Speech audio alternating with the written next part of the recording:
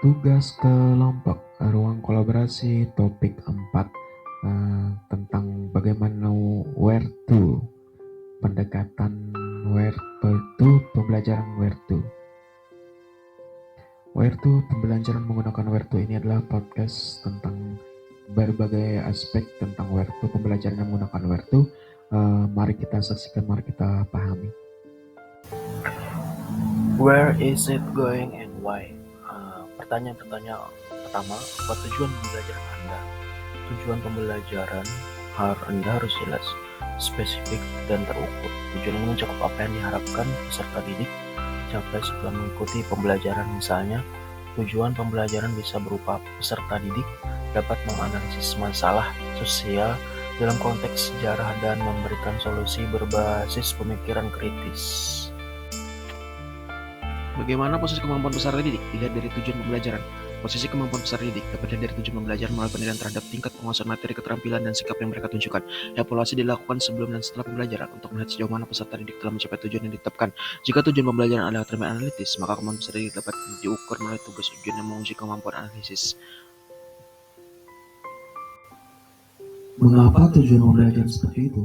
Tujuan pembelajaran dirancang berdasarkan kebutuhan pembelajaran yang relevan dengan konteks atau tujuan akhir pendidikan. Tujuan tersebut dapat diatur agar sesuai dengan kompetensi yang diharapkan dari peserta didik, baik dalam aspek pengetahuan, keterampilan, atau sikap. Misalnya, jika tujuan adalah untuk meningkatkan keterampilan berpikir kritis, maka pembelajaran akan difokuskan pada pengembangan kemampuan peserta didik untuk menganalisis dan mengevaluasi informasi secara objektif. Tentukan unjuk kinerja dari unjuk kerja. Untuk kinerja adalah indikator yang menggambarkan tindakan atau perilaku yang harus dilakukan oleh peserta didik untuk menunjukkan bahwa mereka telah mencapai tujuan pembelajaran. Dari 6 unjuk kinerja yang ada, pilih yang paling relevan dengan tujuan pembelajaran. Misalnya, untuk kinerja untuk tujuan analisis, peserta didik dapat mengidentifikasi masalah utama dalam sebuah kasus mengusulkan solusi yang logis. Untuk kinerja untuk tujuan praktis, peserta didik dapat mengaplikasikan teori yang dipelajari dalam situasi nyata.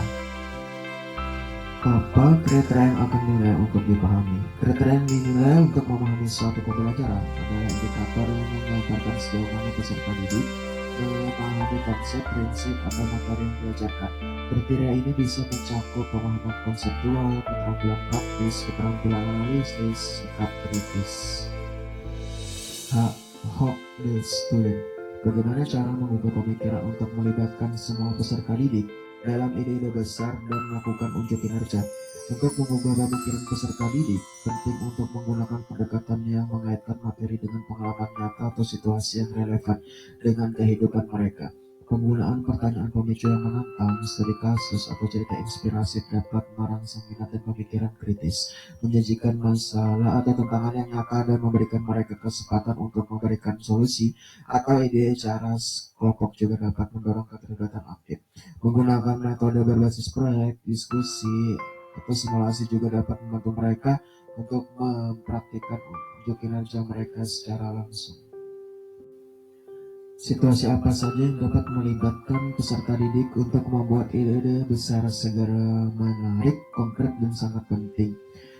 Situasi yang relevan dengan kehidupan nyata dan memberi dampak langsung kepada mereka sehingga membuat ide-ide besar menjadi lebih menarik dan penting. Misalnya mengaitkan materi pembelajaran dengan isu sosial terkini, perubahan iklim, atau masalah-masalah global yang sedang berkembang. Selain itu, situasi yang menantang seperti tugas proyek yang berhubungan dengan dunia profesional atau masalah yang harus dipecahkan dalam waktu tertentu. Bagaimana pendekatan penyampaian materi sehingga menghasilkan minat dan keingintahuan terhadap materi? Penyampaian materi yang menarik dimulai dengan memancing rasa ingin tahu. Salah satu cara efektif adalah dengan menunjukkan pertanyaan besar atau kontroversial yang langsung menarik perhatian peserta didik. Menggunakan cerita atau narasi yang mengubah emosi juga dapat meningkatkan minat. Selain itu, pendekatan visual seperti video, grafik, atau demonstrasi langsung membantu menyajikan materi dengan cara yang lebih hidup dan membantu menghubungkan konsep dengan dunia nyata. Variasi dalam metode seperti pengetahuan interaktif, studi kasus, atau debat dapat meningkatkan keterlibatan peserta, keterlibatan memperdalam pengalaman. Peluang macam apa yang bisa menopang minat pelajar, terutama ketika keadaan pembelajaran terasa sulit? Untuk menopang minat belajar ketika keadaannya tersulit, penting untuk memberikan peluang yang memfasilitasi pengalaman belajar yang positif dan memberikan rasa pencapaian. Salah satunya adalah memberikan umpan baik positif dan mendukungnya, mengakui upaya mereka bukan hanya hasil lahir, memberikan tugas yang menantang namun masih dalam jangkauan kemampuan mereka, atau proyek yang memungkinkan mereka untuk bekerja dalam kelompok dan belajar secara kolaboratif. Juga bisa memperkuat minat. Selain itu, menciptakan ruang untuk eksplorasi mandiri atau memberikan pilihan dan cara belajar yang memberi motivasi lebih.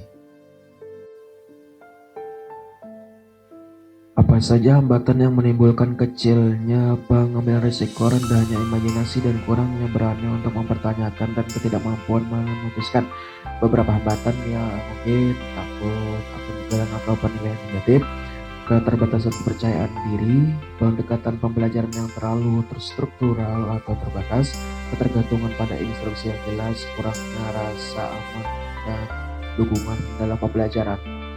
Lembar kerja Explore, Equip, Experience berfokus bagaimana peserta didik dapat mengeksplorasi ide besar, memperdalam pemahaman, dan mengembangkan keterampilan yang relevan dengan materi yang dipelajari. Ada pertanyaan bagaimana caranya peserta didik akan terlibat dalam eksplorasi ide besar, dan pertanyaan penting. Ada beberapa cara, yaitu menyajikan pertanyaan yang provokatif, terus pembelajaran yang berbasis masalah (PBL), kemudian studi kasus, proyek kolaboratif dan diskusi dan debat, membuat suasana di mana peserta didik dapat berbicara, bertanya, dan menyuarakan pendapat mereka. Kegiatan belajar apa untuk penampilan kemampuan puncak siswa? Yaitu ada beberapa cara untuk mengembangkan dan memperdalam pemahaman peserta didik tentang ide besar mereka. Perlu terlibat dalam kegiatan yang memungkinkan mereka untuk mengaplikasikan pengetahuan dan keterampilan yang mereka pelajari. Salah satunya itu proyek berbasis penelitian, presentasi dan pameran, simulasi dan role play, penggunaan teknologi, serta kolaborasi dengan para ahli. Lembar kerja R, Rating, Revise, yang bertujuan untuk mendorong peserta didik untuk memikirkan kembali pemahaman mereka, memperbaiki produk dan pertunjukan mereka. Jadi ada pertanyaan bagaimana peserta didik akan dipandu untuk memikirkan kembali pemahaman mereka tentang ide penting, yaitu dengan cara pertanyaan reflektif, diskusi kelompok, refleksi tertulis, penggunaan visualisasi dan konsep peta, kemudian revisi pemahaman. Bagaimana produk dan pertunjukan peserta didik dapat ditingkatkan melalui revisi berdasarkan penilaian diri dan umpan balik. Penilaian diri peserta didik berkesempatan untuk menilai diri sendiri dalam pekerjaan mereka. Yang kedua, umpan balik yang konstruktif, berikan umpan balik yang spesifik dan konstruktif tentang pekerjaan peserta didik. Yang ketiga, proses revisi. Jadi di proses revisi itu dorong peserta didik untuk melakukan revisi berdasarkan umpan balik yang diterima. Berikan waktu yang cukup bagi mereka untuk memperbaiki dan mengembangkan pekerjaan mereka sebelum diserahkan kembali. Yaitu kolaborasi dalam revisi. Ajak peserta didik untuk bekerja sama dengan teman sekelas atau sejawat melakukan proses revisi. Yang kemudian portofolio, gunakan portofolio sebagai sarana untuk melacak kemajuan peserta didik sepanjang waktu. Bagaimana peserta didik didorong untuk merenungkan pelajaran dan kinerja mereka, yaitu dengan cara jurnal refleksi, diskusi reflektif, pengurangan rubrik, sesi reflektif, mandiri, dan metode 321. Lembar kerja E, Exhibit and Evaluate, yang fokus pada bagaimana peserta didik dibimbing dalam penilaian diri, evaluasi diri, serta identifikasi tujuan masa depan untuk meningkatkan semangat belajar dan perbaikan diri. Bagaimana caranya peserta didik dibimbing dalam penilaian diri, evaluasi diri, dan penyelesaian, yaitu penggunaan rubrik penilaian yang jelas, penilaian diri atau self-assessment. Kemudian memberikan jurnal refleksi atau evaluasi, umpan balik dari teman sekelas atau sejawat, dan sesi konsultasi atau bimbingan. Bagaimana peserta didik akan terlibat dalam evaluasi diri akhir untuk mengidentifikasi diri, menetapkan tujuan masa depan, dan memiliki semangat belajar, yaitu dengan cara penyusunan portofolio pembelajaran. Yang kedua, seni refleksi akhir. Yang ketiga itu penetapan tujuan SMART. Yang keempat diskusi tujuan pribadi. Yang terakhir mentoring atau pembimbingan. Program mentoring pembimbingan antara peserta didik dan guru atau mentor dapat membantu mereka mendapatkan wawasan dan saran tentang bagaimana meningkatkan semangat belajar. Bagaimana peserta didik dapat dibantu untuk melihat dari apa yang telah mereka pelajari dan apa yang membutuhkan untuk penyempurnaan lebih lanjut. Untuk membantu peserta didik yaitu dengan cara review proses pembelajaran, ajak peserta didik untuk meninjau kembali tugas atau proyek yang telah diselesaikan, mengevaluasi kesalahan dan area yang belum dipahami.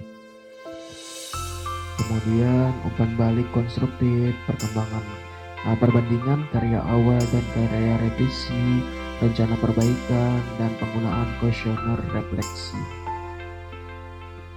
Lembar kerja T, yaitu Tailor the Student, yang fokusnya pada kegiatan mengakomodasi kebutuhan perkembangan peserta didik dalam atau menyesuaikan rencana pembelajaran agar lebih efektif. Ada pertanyaan bagaimana mengakomodasi berbagai kebutuhan perkembangan gaya belajar, pengetahuan sebelumnya dan minat peserta didik sambil tetap menjaga arah pembelajaran pada tujuan, yaitu dengan cara diferensiasi pembelajaran, kurikulum yang fleksibel, menyesuaikan tempo pembelajaran, menyesuaikan dengan minat dan kebutuhan belajar, serta metode umpan balik yang beragam. Bagaimana cara menyesuaikan rencana pembelajaran apabila ada perubahan kondisi untuk memaksimalkan keterlibatan dan efektivitas pembelajaran? Nah, jadi dengan cara fleksibilitas dalam penyampaian materi jika kondisi berubah, seperti keterbatasan waktu atau ruang, penting untuk bisa menyesuaikan dengan cepat. Yang kemudian penerapan pembelajaran berbasis proyek, yaitu dengan mengubah fokus ke proyek atau tugas yang lebih berbasis independen, peserta yang dapat bekerja pada materi yang lebih fleksibel dan bisa dilaksanakan dalam berbagai konteks. Pembelajaran daring dan luring yang terintegrasi, kemudian menyediakan pilihan tugas dan aktivitas, evaluasi dan penyesuaian terus-menerus, kemudian menggunakan teknologi sebagai dukungan, dan mengutamakan komunikasi terbuka. Lembar kerja organize yang berfokus pada bagaimana mengatur pengalaman pembelajaran, menyelesaikan kesalahpahaman dan mengatur urutan pengajaran untuk mencapai keterlibatan dan efektivitas pembelajaran yang optimal. Jadi ada beberapa pertanyaan, pengalaman belajar apa yang paling baik sehingga dapat mengembangkan dan memperdalam pemahaman peserta didik yang memungkinkan mereka untuk terlibat secara aktif dalam proses pembelajaran dan menghilangkan konsep yang dipelajari dengan kehidupan sehari atau pengalaman mereka. Jadi ada beberapa hal, yaitu pembelajaran konstekstual, pembelajaran berbasis proyek, pembelajaran kolaboratif, pembelajaran aktif, serta refleksi dan penilaian diri. Bagaimana meminimalkan kemungkinan kesalahpahaman? Itu ada beberapa cara: memberikan penjelasan yang jelas dan terstruktur, menggunakan berbagai media pembelajaran, pemberian umpan balik yang cepat dan konstruktif, menanyakan pemahaman secara berkala, menggunakan teknik klarifikasi, dan membangun keterampilan dan komunikasi dua arah. Bagaimana mengatur dan mengurutkan pengajaran dan pembelajaran untuk memaksimalkan keterlibatan dan efektivitas? Yang pertama, menentukan tujuan pembelajaran yang jelas. Kedua, mengatur alur pembelajaran yang logis dan bertahap. Yang ketiga, variasi dalam metode pembelajaran. Yang keempat, kegiatan pembelajaran yang interaktif. Keempat, pemberian waktu untuk latihan mandiri. Yang kelima, evaluasi berkala dan penyelesaian pengajaran. Yang keenam, penyusunan waktu yang tepat. Jadi itu cara agar bagaimana mengatur dan mengurutkan pembelajaran dan mengurutkan pengajaran dan pembelajaran untuk maksimal dan efektif. Terima kasih telah mendengarkan pemaparan dari kelompok kami tentang penyusunan pembelajaran menggunakan Where to. Terima kasih telah mendengarkan podcast kami.